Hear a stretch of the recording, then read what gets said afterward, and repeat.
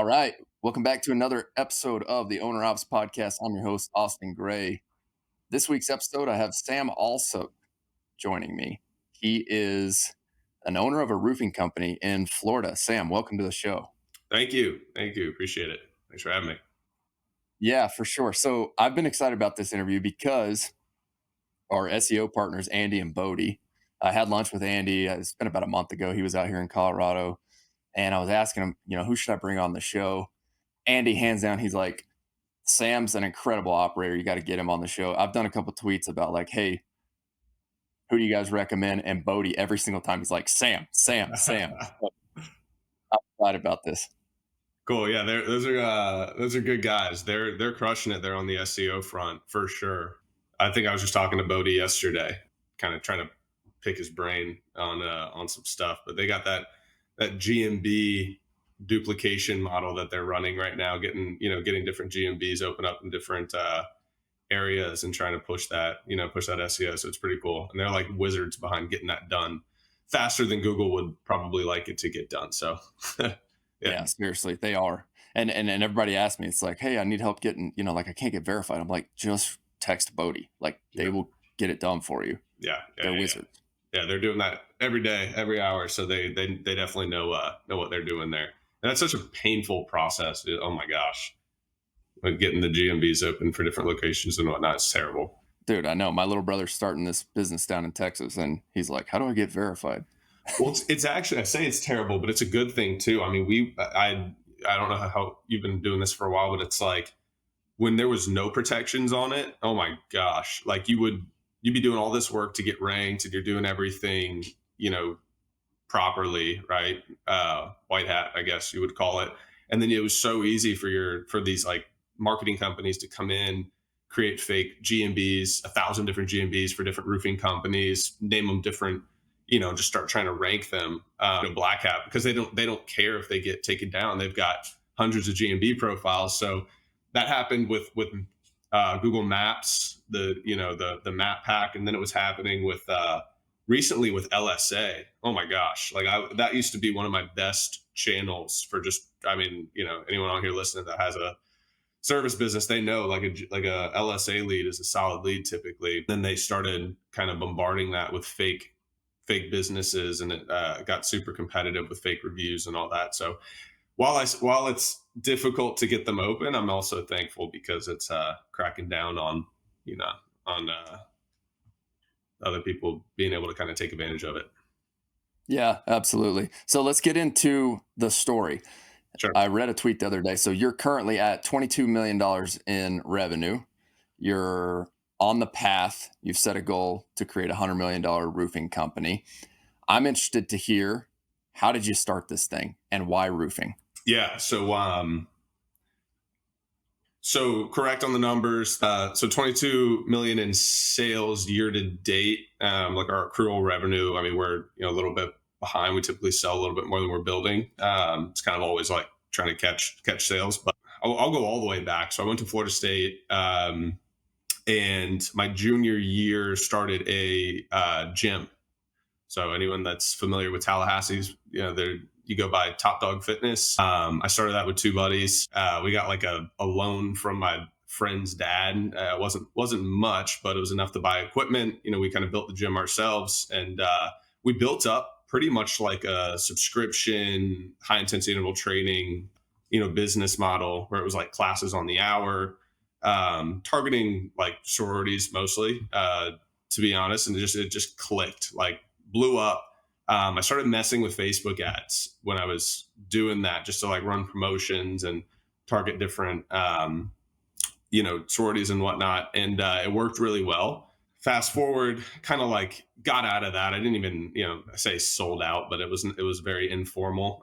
Just didn't want to be up in Tallahassee anymore. Moved down to back down to South Florida, like West Palm Beach area where I'm from, and actually worked at like a corporate company. I mean, I was at NextEra Energy. I had a finance degree. I was doing like bidding and whatnot on big contracts, and just obviously like the classic cliche entrepreneurial story like was just miserable. Like just it just did not click for me. Didn't like going under the fluorescent lights. Didn't like having a boss necessarily.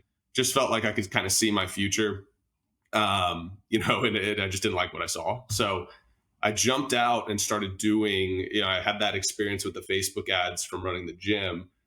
Started doing Facebook ads first for roofing companies, actually. Like, I'm just looking at, okay, like let's figure out a niche to serve. Okay, who's got money? Like, typically I started with gym owners a little bit, and they're kind of tight, and they're the membership amount isn't that much. I'm like, well, roofers make down here $30,000 a roof, right? So I have more wiggle room to kind of to honestly mess up and get them more expensive leads, and they'll still be profitable. So let's try roofing. Jumped into that, was running Facebook ads. Quickly got into Google Ads, LSA, stuff like that, PPC, and grew that pretty fast. Like I want to make up a number, but probably close to 10 roofing clients. And I was just running their ads for them off of a retainer model. And I had a buddy come to me who I was running he was working for a company. I was running their ads. And he was like, look, man, my owner's kind of, stepping out. I got my license. You're good with like the sales and the marketing and building the operations, and like you've built a business before. I had a couple employees. Let's start a roofing company together. And that was in 2019. So, we came together and started Neil Roofing. He already had the LLC. His last name's Neil. We're 50-50 partners. He's the roofer. I'm kind of the sales, marketing, operations guy. I joke that like I don't want to fill my brain with too much roofing specific knowledge. Like I got enough to worry about. So code compliance and what systems to use and this and that, like that all goes to my partner. He makes sure that we build quality roofs, and then I'm scaling the business. So that's how I got into it. It's been a heck of a ride. I was like one toe in when we first started, just because it was digital marketing was going well. I was making money. I was my own boss and all that good stuff. And then once it started to hit, once we started to get these contracts signed, I just saw the potential for a roofing company and how scalable it was down here, leveraging digital marketing, which not a lot of companies were doing. And here we are. So we've doubled year over year since inception. So double top line year over year. Typically, that's like a red flag. Don't grow too fast, right? We've done it carefully, and we've provided a good service, and our reviews show that. And we're having fun while we're doing it, man. So that's kind of my high level story and how I got here. So for those of our listeners, like, can you tell us a little bit about the roofing model? Like, I'm sure you're leveraging subcontracted crews all over the place down there, correct? Correct. Yeah. I mean, down here, man, it's like, a portion of our roof is self-generated, in-house. I didn't preface, I'm like getting over a cold right now. So that's why I'm all nasally and I cough here and there. But yeah, so we do utilize subcontractors down here a lot. In my opinion, right? If you look at our business model, we're a growth story, 100%, right? So we had to find a solution on the labor side that allowed us to grow and scale as fast as we have. So that's why we've landed kind of more in that sub model. Don't get me wrong, right? Like just because they're subbed, we have training, we have toolbox talks, right? We have superintendents that are W-2 in-house on the job. We go through all of the, we're essentially running I don't want to call it a hybrid. You got to be careful what you say here with laws and whatnot, but it's like they're full blown subcontractors by the book. We make sure to follow that, but we do everything we can to make sure that the homeowner feels like they're getting an in-house experience.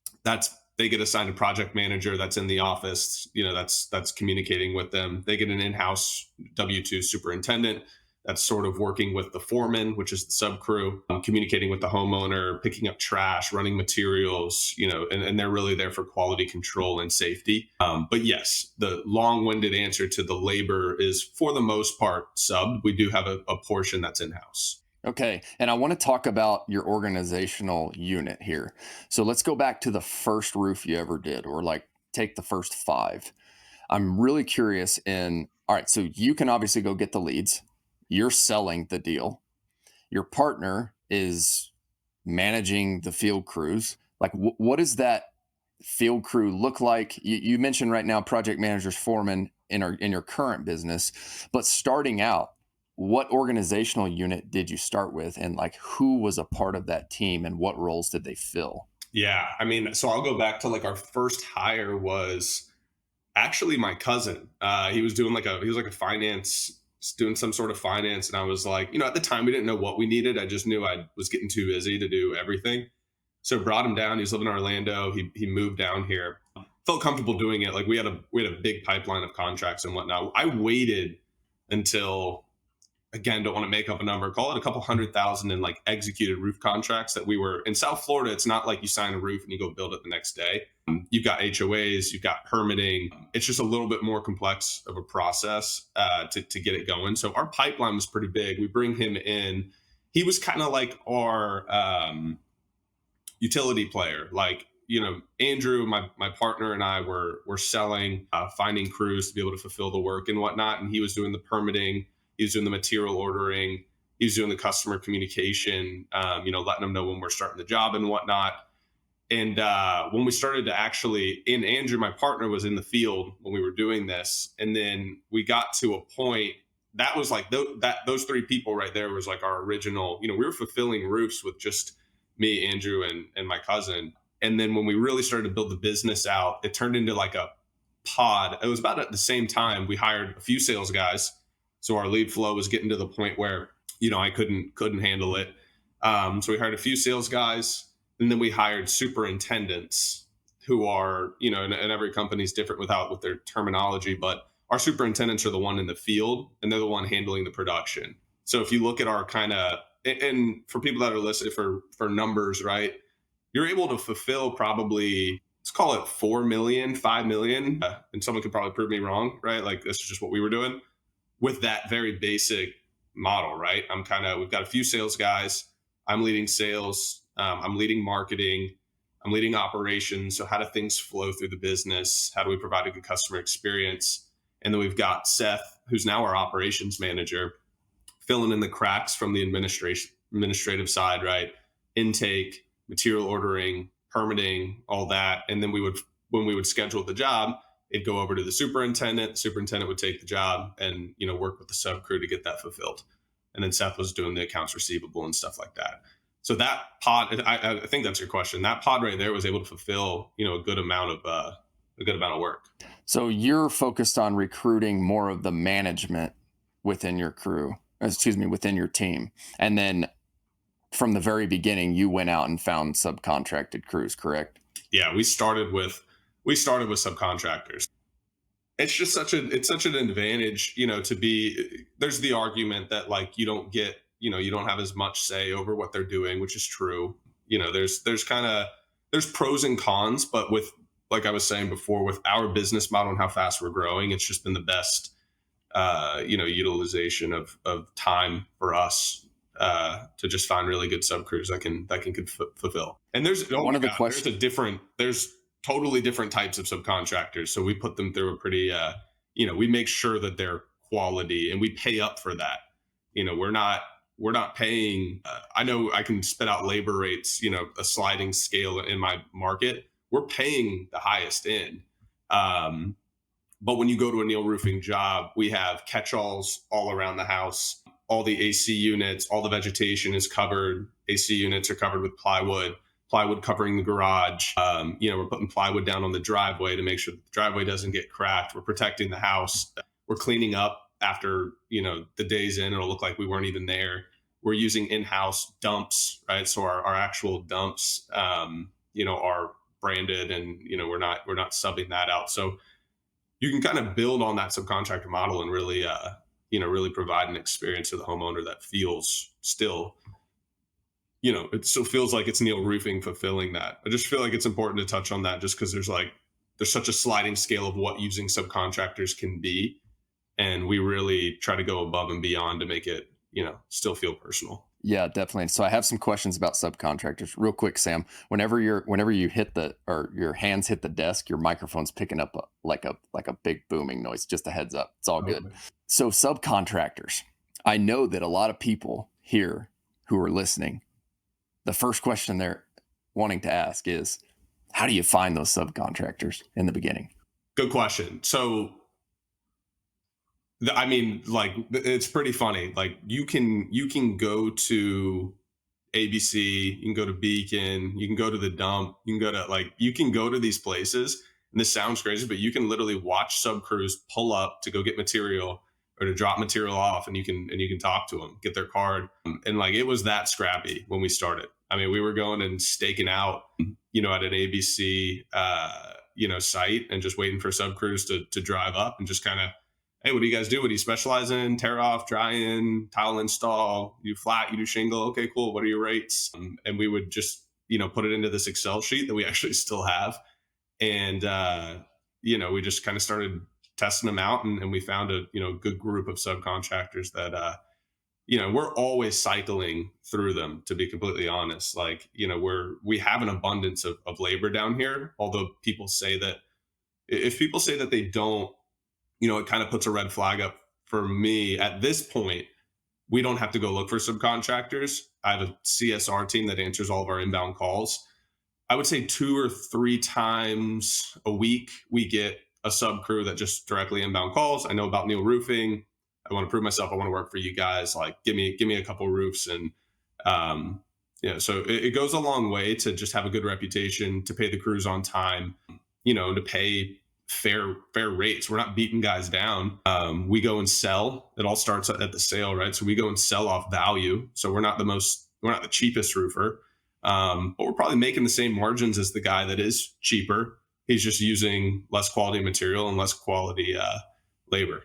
Can you talk us through the margins? Yeah. So so what we'll try to do is sell around, and it really depends on, it's so case by case. And like, just to, I won't want to bore everyone, but it depends on how you run your P&L. But, our GP is around 40. That's what we're kind of aiming for. I think a world-class kind of operation can run I've seen above 20% EBITDA.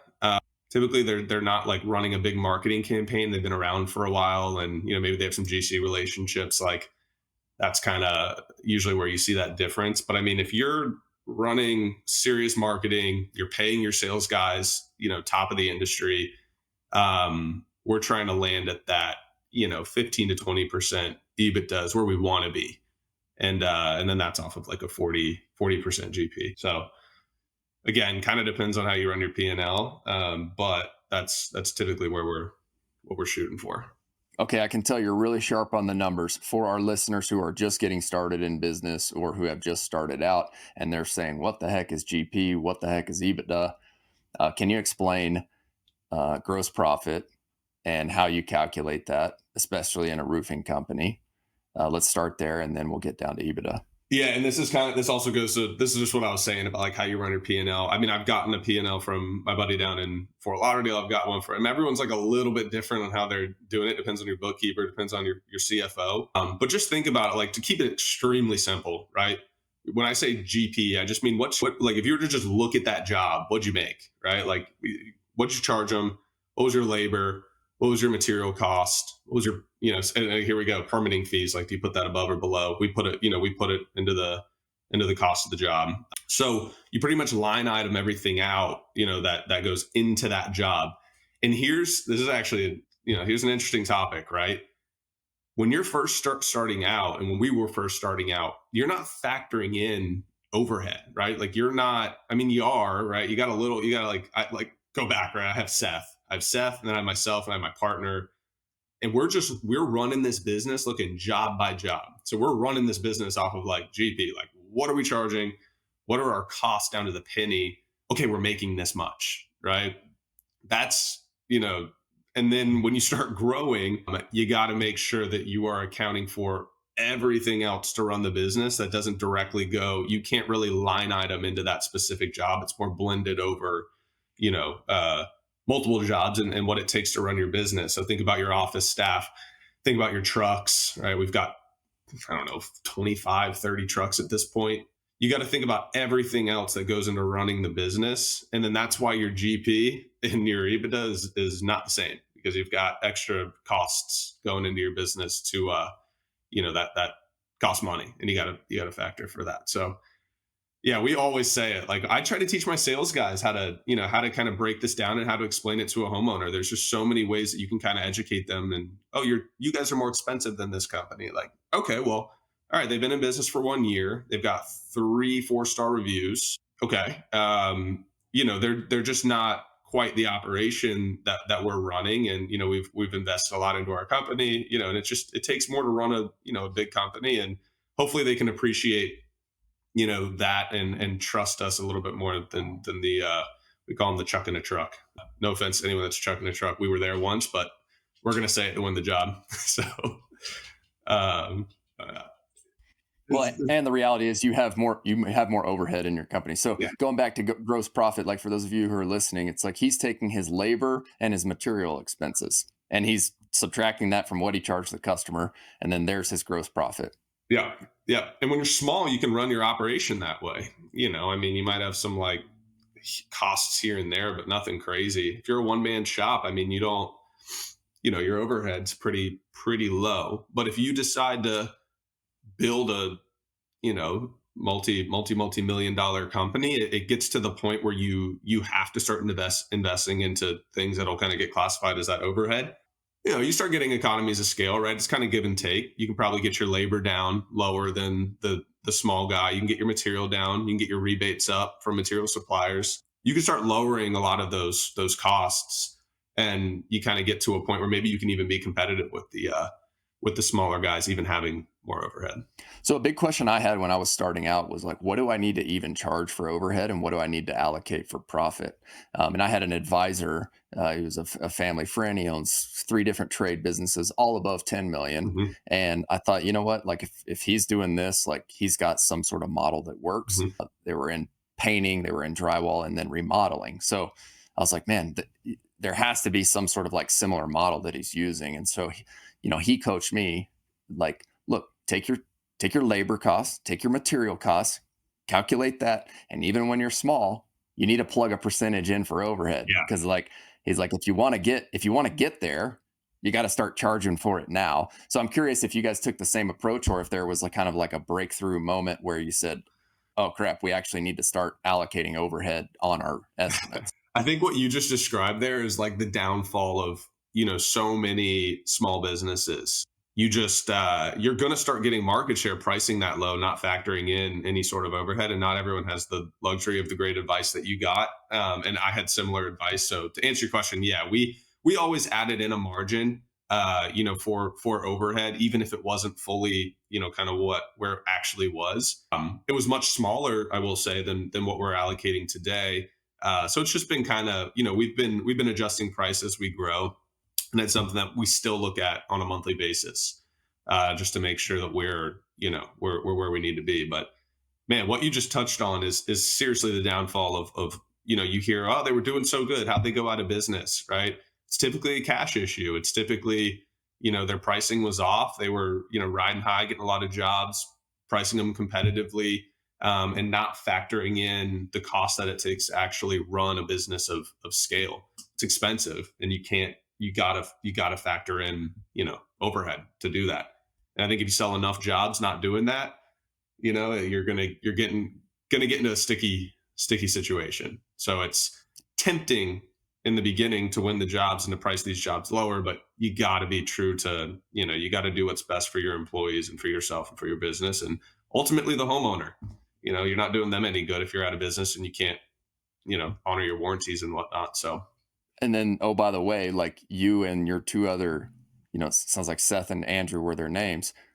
Like, like those people have to have paychecks at a certain point. Like you guys are probably just hustling in the beginning, looking at, oh, okay, how much money is the business making? But then it's like, oh crap, like we actually have to pay our own bills here, and we have to pay ourselves something. So how did you guys approach salaries internally for founders or owners or people who had equity in the beginning? I mean, we did a little bit. I will say, like when you're starting out, you're recruiting top talent, and a lot of people that are listening probably been through this.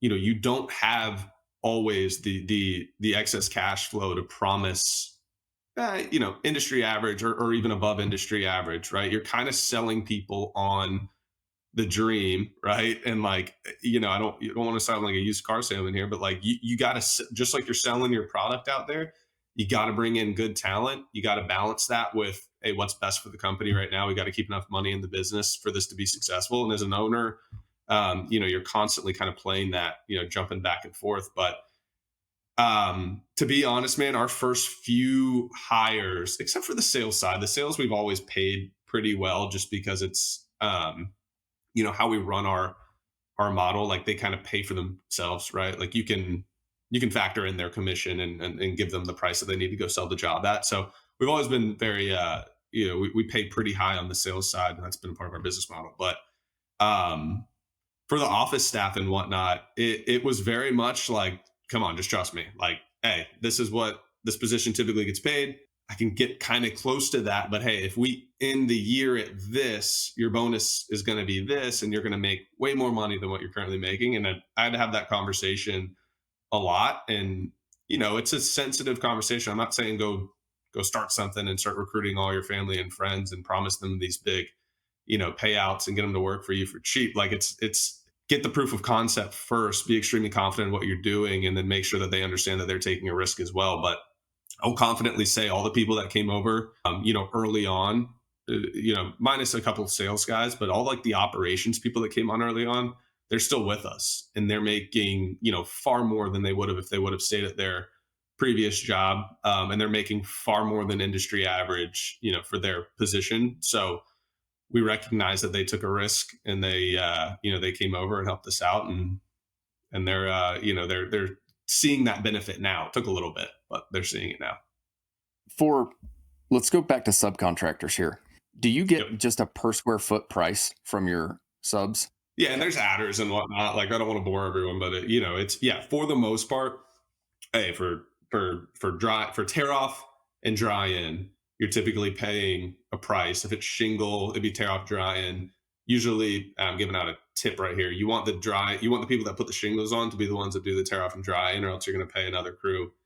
Your cost per square goes up.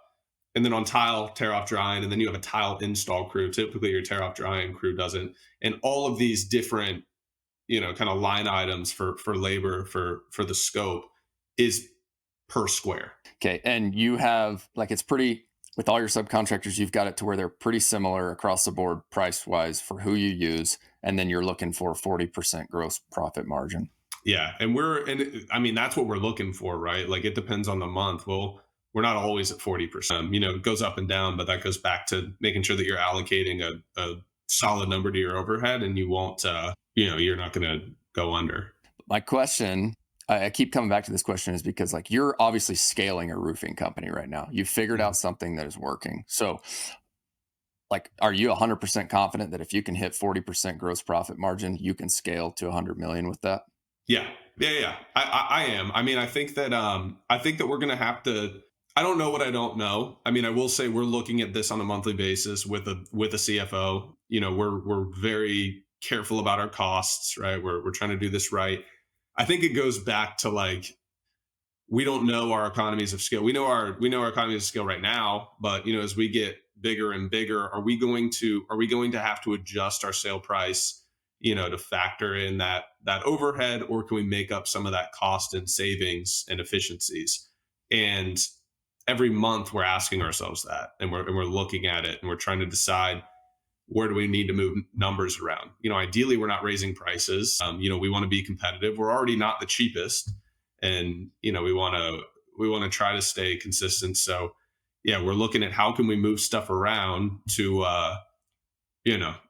continue to be profitable, and to still fit nicely into the market where we want to be.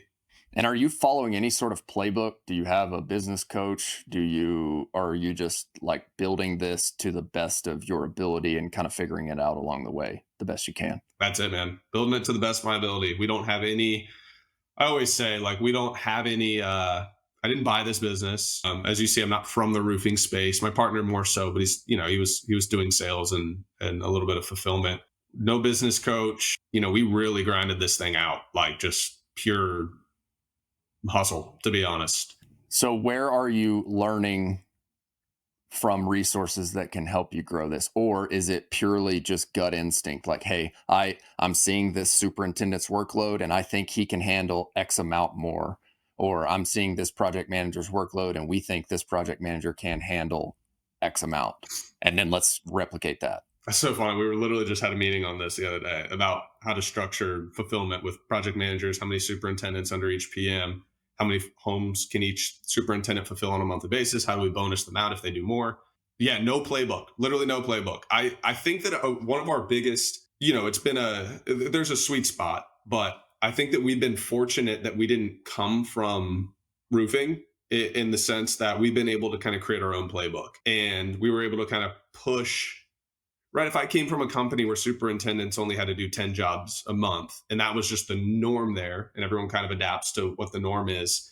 And that's what I implemented here. We're doing 2 times the amount. Right. So it's been nice to really be able to just kind of push and see what the limits are. And I think that's definitely a big factor to our success so far. Very cool. Well, I can't wait.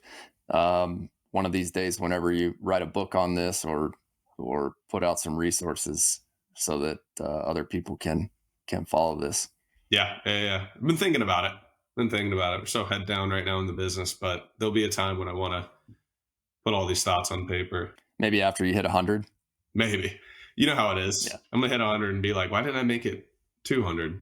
But that's the goal right now. And it's such a cliche goal because everyone says they want to hit 100, but I've always been like this. Like, in terms of, if I'm thinking about what I want to make, if I'm thinking about what my top line is going to be, I pick a number and I just go with it. And 100 sounds good. I think that's a good milestone to hit. So, we'll see. At this rate, I don't know if it's going to be as easy to continue to 2x year over year. We did it this year, or we're doing it this year. Are we going to be able to go from 33 to 66? I don't know. You know what I mean? I think that we're going to start tapering off on our growth a little bit, just because the market kind of hits a point. But we're going to start pushing into other markets, so that's going to be interesting. Start greenfielding into other areas in Florida, and just kind of running this playbook. So I hosted John Wilson Mhm. on the podcast over the winter time, or earlier this spring. I can't remember when it was, but he did a very interesting interview on going from, like, he bought his dad's plumbing business at 1, and then I think they're at 24, 25. But he talked about this concept of, like, getting the gut punches, like every single phase of growth, like you're just going to get punched in the gut. And that's stuck with me ever since. And like right now in my business, we're at sort of an inflection point. Like, we had a really good year here in the summer. But in our market, like, we can't do our main service year round here. So we have to make a decision, like, are we as a team going to go tackle snow removal together? Hmm. But, like, it's not as simple as just like, yeah, let's go do snow removal. It's a complete different business model, and it requires different assets, right? Yeah. And so it requires a different cash outlay, and then it's going to require, like, keeping people on, right? So right now, this week, I feel like I'm just being punched in the gut. And so I'm curious to hear, because I'm sure that you've been punched in the gut multiple times going from 0 to 22. But in order to get to that 22, like, I feel like you've developed some way to handle those gut punches and make, likely, if I had to guess, fairly quick decisions about, this is the route we need to go and let's push through it. Like, can you talk about some of those inflection points throughout the growth models, like, or throughout the growth stages? What was, like, the first big gut punch that you had to take and then make a decision on? First big gut punch would be when so when we first started out, we were running, if people that know roofing know insurance, and then there's retail, right? So, like, you can go get people to, if there's storm damage, you can kind of, hey, well, maybe you should open up a claim, and da da da da da. And everything's changed since laws have changed and whatnot about what you can say, can't say. We were doing that a little bit, right? So, like, we were still working a pretty big storm, and they were getting paid out. If you look up Bill 76 in Florida, it pretty much stopped roofers from being able to do that. Now, fast forward, it got overturned. It was unconstitutional. I think some roofer in Tallahassee actually got it overturned and fought it. But when that came out, we were relying on that side of the business a lot to to get some quick wins, because it's a little bit less of a sales process. It's more just kind of like you're providing a service, and if it works, their insurance company pays for the roof, and you can fulfill it, and you get paid whatever the insurance company decides. When that came out, I just didn't. I to be honest, I didn't love the model. And people that do insurance, they can. I would actually like to do a debate on this, but I don't love the insurance model. I really don't. I think that it's kind of been ruined, especially here in Florida, with a lot of contractors just not doing it above board. And we decided to go full blown into retail, which is like you said. I mean, you're still roofing, but up until the point of like you're doing the fulfillment, it's a totally different business model. Even on the accounts receivable side, post fulfillment, it's a totally different business model. And that was scary. Like at that point, I had recruited. I mean, we probably had 6 employees. We had a bunch of salespeople that were trained up on the insurance process. We had to completely switch our business model to retail and get buy-in from the employees to go and do that. That's the biggest gut punch because that was like a full blown change in model essentially. But since then, man, like it's daily, right? It's literally almost daily, and you get to this point where you're just kind of used to it. Like I'm almost numb to it, unless it's extreme. But sales are 20-30% of where they were. It's the and I'll use last month, right? It was the 12th of the month.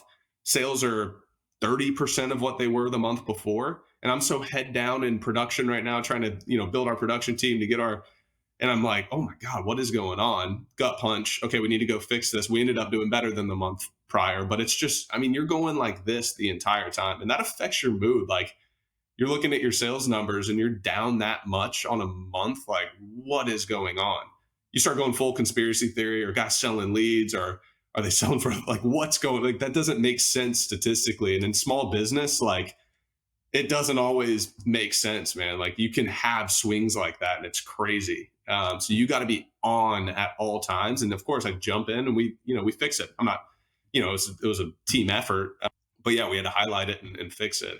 And that's something that that happens all the time. I always say it's like, you got to be impatient, right? Impatient to fix things and then patient to see the results. So impatient. All right, this isn't working. Let's go try this. All right. Like let's not just be okay with something clearly not working. We have the data, we got the KPIs. This is not working. We need to fix it. And then sometimes it takes a little bit to kind of see the benefit of that change. So I could go on and on about this, but it's every day. That's one thing John said. He was just like, the more you get punched, the more you become numb to it. And I believe it's like at those inflection points, it's literally like pull back or go all in. Yeah. Yeah. And you and myself, I mean, we're at the point where like we're all in, right? You don't even have that choice anymore. It's like you're not going to let everyone down. So you got to do what it takes to get it done. And sometimes that's painful, but it's just what it takes. Yeah. So something, whenever you were talking, I was thinking about, I was watching, Love Him or Hate Him. The guy works really, really hard. And I was watching a Hormozy video last night, and he's like, one thing I see a lot of business owners do is like neglect looking at their cash in their bank account. And like, I think the fluctuations in cash, and I'm sure with your accounts receivable cycle, is just insane. But like watching that spike and dip consistently, that is a gut punch that I've realized recently. Is like, holy crap, like one day you think you're on the top of the world and you're like, we're great, right? And then a week later after payroll, it's like, where did all of that go? Or, you may have had like a $30,000 invoice out, right? Like it's like very quickly, or, a bill to pay. It's like very quickly, it just goes here to here. And yeah, how have you thought about just like managing the cash flow cycle? Oh my God, man. I mean, yeah, what you just said is like every business owner's kind of, I always joke like my mood, I've gotten way better, but my mood used to be, it was off two things. It was, are we selling jobs, and what does the cash look like in the bank account? Like if we were selling a lot and the cash was high, I'm like cloud nine, feeling good. And then if those things were down, I'm full blown panic mode. What do we need to do? What do we need to change? Here's what I'll say. When we started, we took way too long to get our finances into place. Like we jumped out of the plane, right? Built the parachute on the way down. There was just so much stuff to go through on a daily basis just to sales, processes, workflows, hiring, firing, and in the finances. I used to call it executive math. I would be like, where's our bank account? What's our short term kind of AR? Where's my Amex at? Where's my, what are my ABC and Beacon accounts at? Okay, I think we're around this. We're good. We can kind of budget for this next month. We did that up until 14 million in revenue, which like if you're listening to this, do not do that. Like, I don't know. Luckily, going back to the overhead kind of calculation thing, luckily we got good advice, and so did you, about knowing how to, price jobs properly. And thank God we were okay. When we got a really good CFO and a really, really good bookkeeper slash controller, I'm way less. We have a line of credit now, which we've never tapped into, but it's there, right? Like, we've got a pretty solid line of credit. We've gotten a lot more sophisticated with sweep accounts. We've gotten a lot more sophisticated with credit cards and credit card limits. And to meet at the end of the month with someone that's full blown, just their job. And if you're not big enough to have like a, full-time CFO, go fractional, right? You meet at the end of the month, and that's the end all be all, right? Like, hey, we're looking at your cash projections. Yeah, your bank account's low. That's because this, and this happened. Hey, here's your GP. Here's your EBITDA. Like, you are profitable. Do we ever need to foresee tapping into that line of credit? That right there, having a controller, having a CFO, and going over that monthly totally, totally cured me of this fight or flight, constant executive math I was doing in my head, and feeling like at any moment I could have to do a cash call and put my own money back into the business account. Yeah, it's a real thing. The fight or flight, you hit the nail on the head there. At what point did you bring on the full-time CFO? At 14? We're not even full-time right now. We're still fractional. Really? Yeah. I think that you can be it depends, right? Like, it totally depends on the fractional CFO and on the business that's providing it. We've gone through two, to be honest. I've gone through like 4 bookkeepers until we finally landed on what works. But yeah, we're still with a fractional CFO. He's solid. He's listening to this, like, we are I can see where you get to this inflection point, right? Where you're paying X amount of dollars to a fractional CFO, kind of around what it would be to have a full-time controller, on a monthly basis. So you do hit this inflection point where you want to bring it in-house. I don't know yet. I don't know what that number is or what that workload is yet. But right now we're still good with being fractional. That's great. All right, we're approaching the top of the hour here. I know we said we're going to stop at 7. Do you have 10 more minutes? Yeah, let's do it. Yep. Okay. I want to jump into marketing because you're a marketing and sales guy, and we saved this for the end. Like, this is going to be the gold for those of you who are listening to this. I know without a doubt, and Sam and I haven't ever had a conversation before. I told you he came highly recommended from Bodie and Andy from Striker Digital. He's obviously a great operator, but I know he has some marketing tricks up his sleeve. So how did you start with the marketing, and then take us through the journey of, like, what did you start with, and then what are you doing today, and what works? So when I started the company, day one, we were running ads, and like, literally day one, I'm running them myself. And I was able to do that because I had the confidence by using other roofers' money for 2-3 years running their ads, right? Like, I knew what worked. I knew about market by market, right? Your cost per acquisition, your cost per lead actually adjusts per market naturally, just because if you think about it, like, you got to spend X amount of dollars to get a lead, and what your average ticket value is, and what the typical gross profit is. The market works itself out. So, you see people are like, I get $40 leads. It's like, all right, well, you're probably not in a market where your average ticket's 33,000. Little tangent there, but I started running ads. Like, I knew that it worked. I knew that it would generate business. I knew that it was going to be a cash outlay, and we would go negative. I mean, I'll be honest, I put $50,000 of my own money into Neil Roofing in 2019, and we have not taken on a single investor. We haven't had to use a line of credit. Nothing. Like, $50,000, I will say that went to almost zero. Like, it was, I mean, that's another story, but I'll never forget. I was driving back from Miami. Partner calls me, hey man, have you seen the bank account? It was like $1,200. I'm like, we're fine, right? We've got some money coming in, and it just took off after that. So we're running ads from the beginning.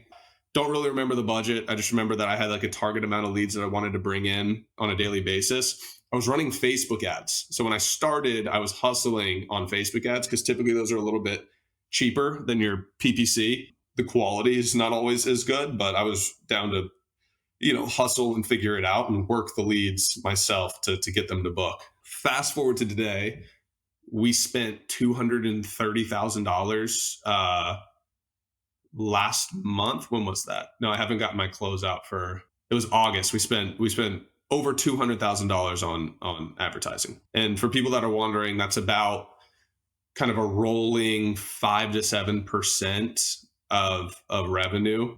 And as we get bigger and bigger, I will say that that's kind of rising. I think that we're definitely starting to look into other avenues, not just PPC, LSA, Facebook, Yelp, Bing. We're starting to look into kind of more traditional marketing, commercials, billboards, postcards, which we do, just not at much scale. And what I've heard from guys like Tommy Mello, right? These big guys that are running these huge service business empires, is when he started doing that, he started to see his CPMs lower on the paid side.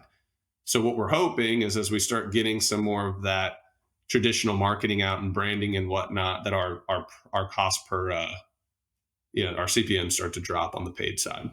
What channels are you focused on, like right now today? PPC, LSA. We just stopped. I mean, I'm on and off with Facebook. We've got a pretty toxic relationship. And then Yelp and Bing.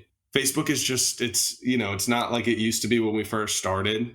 There's reactive marketing and there's proactive marketing. And, think about your customer's journey. That's how you decide what that is. If I need a roof really bad because there's water coming through my roof, I'm going to go on Google. I'm going to look up roofer near me. I'm calling the first one that I see. If they answer, great. If they don't, on to the next one. There's not much loyalty there, but you do want to get eyeballs and you want to be the person that they call. And then you've got your kind of proactive marketing, which is, call it your Facebook ad, where typically you need to run an offer. So if you're running Facebook ads and you're not, unless it's a branding campaign, which we can talk about, and there's I think there's better ways to do branding than through Facebook. But if you're running a Facebook ad, you have to be thinking. You have to create a creative that's going to get someone sitting on the couch watching their favorite Netflix show to have someone come out and give them a roof inspection, right? So it can't be Neil Roofing. We are the best roofers, right? Like that's not gonna, if you're running an ad like that, people are like, oh, advertising doesn't work on Facebook sometimes. Yeah, probably because of the creative and the offer that you're running. You need to grab their attention. Google, fine. You're reactive. You need to just be at the top. You need to be at the top and you need to get those eyeballs. What is your average cost per lead for LSA or Google Ads?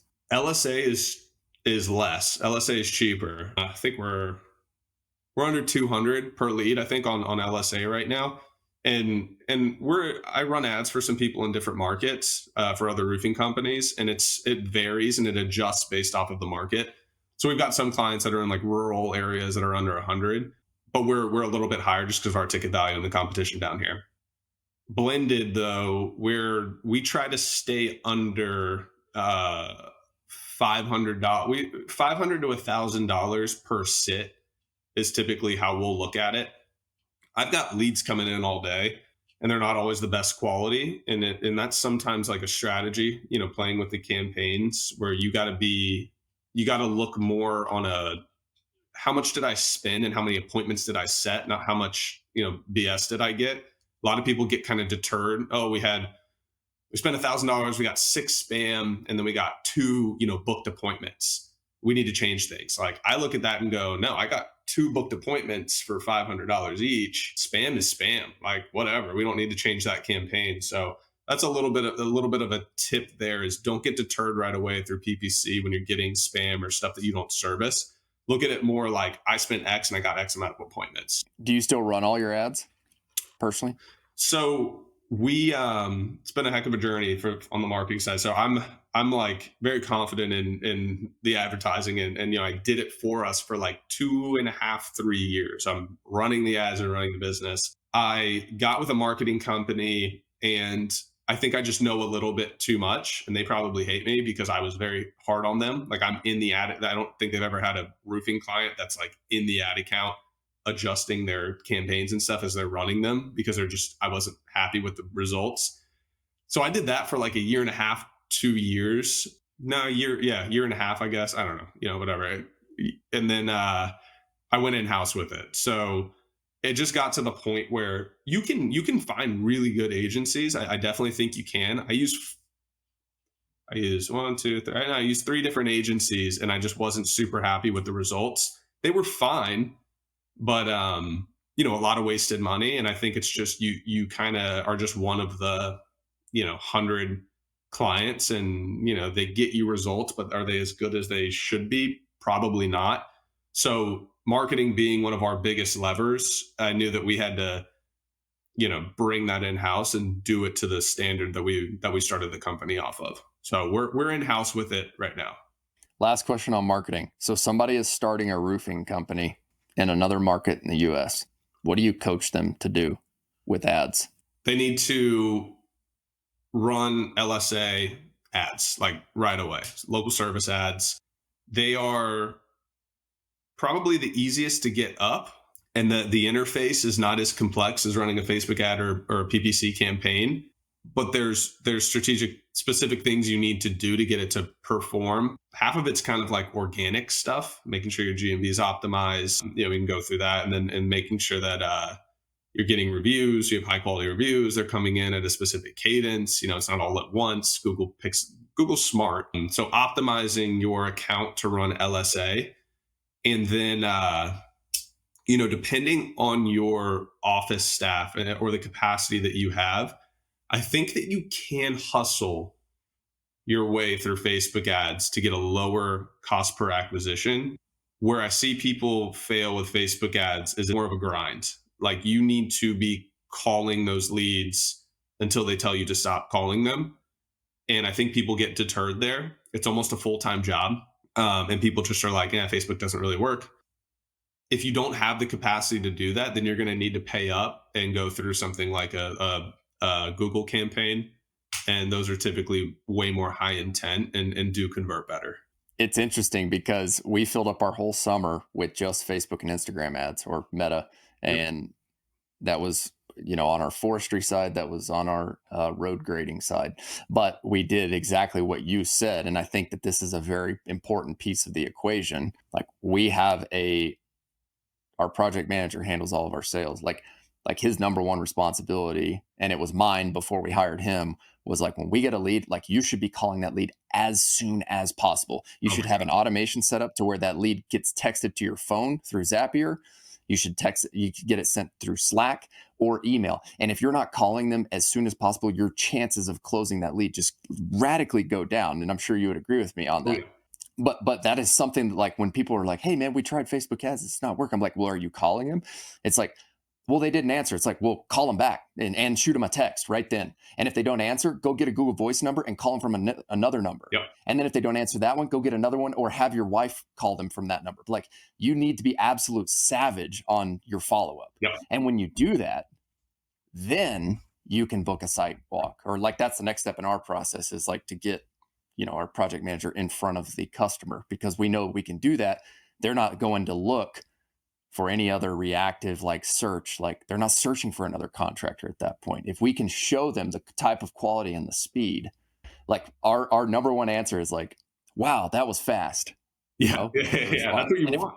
And I tell the guys, like, if we're not getting that response, we're too slow. Yes, you absolutely nailed it. Like, there's it's so hard to prescribe a blanket kind of approach to marketing. There's way more to it, but speed to lead, and especially in this industry, so important. I mean, we say it should be under 30 seconds. It should probably be under 10.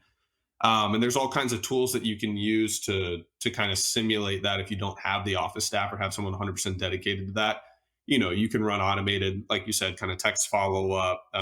There's even services where if a lead comes through, it'll dial you. If you answer the dial, it'll outbound to the lead. So you're not sitting there, sitting and waiting for a lead. It'll actually call your phone. But think about the customer journey, right? Like, if you're running Facebook ads, I'm assuming you're running some sort of offer, something to get them to be interested. Motivation is very fleeting, and entrepreneurs and everyone knows this. You might wake up one day and you're like, I'm going to go build $100 million. And the next day you're like, man, I just want to relax today, right? It's the same thing with the customer journey. Like they saw an ad and they're like, oh wow, yeah, I do need to go, get my roof repaired or do this and that. They fill it out and then they're like, do I, if you wait 2 days to call them, do I really need to get it repaired? It hasn't rained. It's going to be expensive. I'll just wait for the next, you know what I mean? So you got to get them when their motivation is high.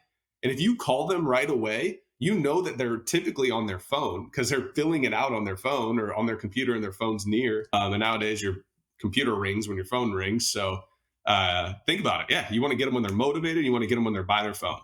So you doing that is why you saw success with Facebook ads, 100%. Well, I think it's a very important topic that not a lot of people have talked about, and I don't think we've talked about it on this show yet. That is so important. Their motivation to buy right now, they are focused and in that mode of, I saw this ad from Neil Roofing. They called out my pain, right? Like leaks in your house, whatever type of like hook you would use. I don't know what it is, but yes, you struck their pain chord. They're filling out your form. That pain is present in their mind. We as Americans and as human beings right now have the attention span of a squirrel. And it's like, if you don't catch them right then, they're already moving on to the next, like they have a job too to do that they want to perform well at, Yep. right? Their main priority is not to get their roof fixed right now. Now, maybe some of your customers are, but most people, it's like, oh yeah, roof, I need it right now. Job. Oh, what was that email? Sweet. Yep. Yeah. Hello, this is Austin, right? Like they're getting pulled in millions of different directions, just like you are.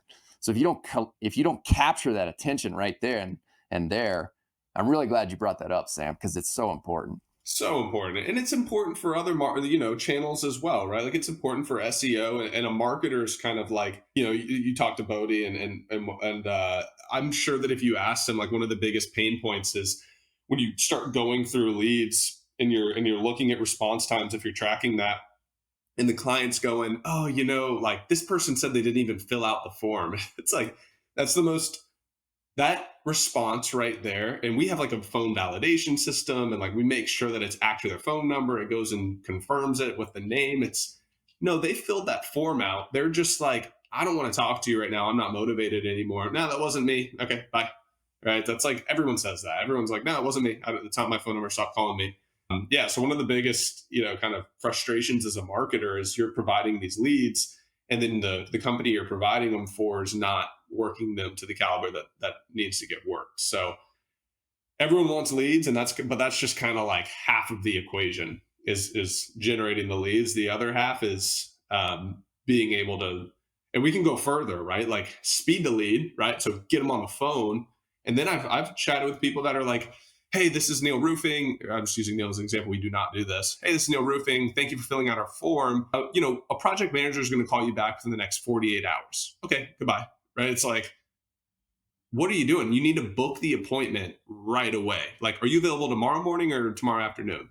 Okay, neither. Well, what about the next morning? Right? Like, what about today? You need to get it booked right now. Right away. Yeah, we can get there right now. We can get there in 10 minutes. Yeah. So it's multifaceted. It's not just leads. It's, can you generate the lead? Can you work the lead? And then can you fulfill the ask, in a timely manner? So one thing I saw with you, you have like over 250 Google reviews, and a lot of them are 5-star. Yep. So like, this is the point. It's like, I want you guys who are listening to this to stop thinking about just like delivering a 5-star field service. Like, should you do that? Absolutely. But the 5-star service starts from the time that you get the lead. Like, you should be getting that, wow, that was fast response. And if you're not, then it's below 5-star service, in my opinion. Right. But like, this is your opportunity to start your 5-star service.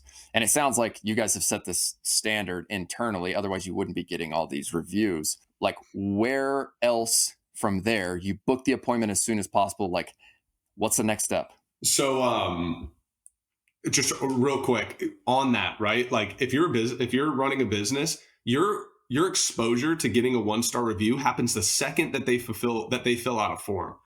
Like we have a 1-star review because we didn't get out at the right time or something like that, right? So like our service didn't even start yet, but they felt like they were inclined to leave us a 1-star review because our sales rep, whatever happened, he didn't get there on time. And that's one of our 3 1-star reviews or whatever, right? So, but we still hold the 5-star, like you said. Like it's totally relevant because like that 5-star process starts at the beginning and goes all Right. the way through until you close up. And look, like we dropped the ball at the other day. Yeah. Like it goes all the way to the time you send the invoice. I on accident sent an invoice to a customer that we had not completed a job for, Oh, right? that'll And piss it's them just off. Yeah. like Yeah. it was a terrible mistake on my part, right? But like, and we're all gonna make mistakes. But at the end of the day, like have those people around you, hire the people or recruit the people who are going to challenge you to become better. It's like, I can't make that mistake anymore, right? Because that's not 5-star service. My point is like we did 5-star all the way from the time we got the lead, all the way from the time we delivered the job. Everybody busted their butt, field crew and everything. And then one little mistake at the end can jeopardize everything. So it's like you have to be on at all times. And 100, yeah, 100%. How, I mean, when we're looking at, and we'll do these kind of brainstorming sessions with our production team. And I forgot who said this, but if you listen to podcast stuff, you've probably heard this before. This brain exercise. Write out, if this is a customer of your business, write out a 5-star experience from the start all the way to the end. And I'm like, be ridiculous, right? Like you give them, you send someone to give them a massage, right, when their services happen. Like be ridiculous, right? Like how do you just create the best 5-star experience out of this world, whatever? Like you would get a 5-star review from every single person that went through this, and then break it down and kind of start saying, okay, so this is kind of what we're trying to create. This is the feeling that we're trying to give them.